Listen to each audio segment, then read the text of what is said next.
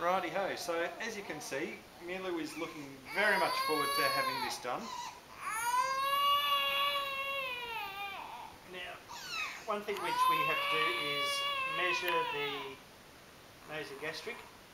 So you find the sternum, bottom of the sternum, up to her ear, and over to her nose. And it, strangely enough, happens to coincide where there's a big blue mark on there. So we've got a template for the 2 bits of tape that we'll need. Found that 2 bits of tape work the best. And being an expert at this, I do it without them. So it's just a bit of a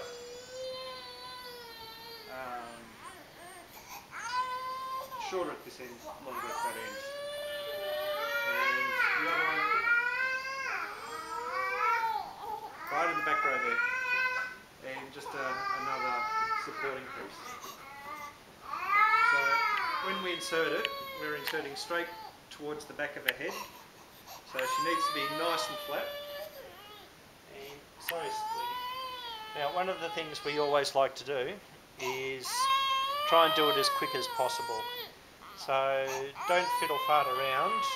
It's going to be uncomfortable for her, but so what we try and do is try and do it as quick as we can. Okay, so pointing straight towards the back of her head, and you'll come to a point where there's a little bit of resistance and she might cough a little bit, but she's not today. And you just keep on feeding in. Don't let that resistance stop you. And we find that we're in the right spot. If you're in the wrong spot, she'll gag and cough and do all sorts of things.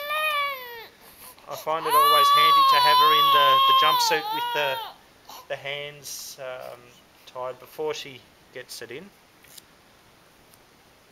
because otherwise she'll grab it. So I just pinch a bit on there first. And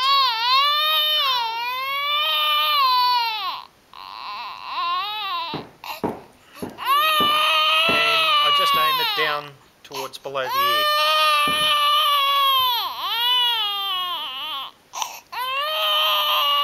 And second bit of supporting tape fits perfectly. And so then we shift our little prima donna so that she's sitting up.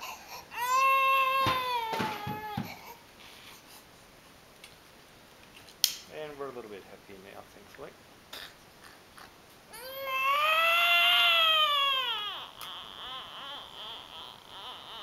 And of course, during all this we've had that shut off and that plug shut off as well, because otherwise as soon as you've got it into a tummy, you get all gastric juices flowing out, and we don't want that.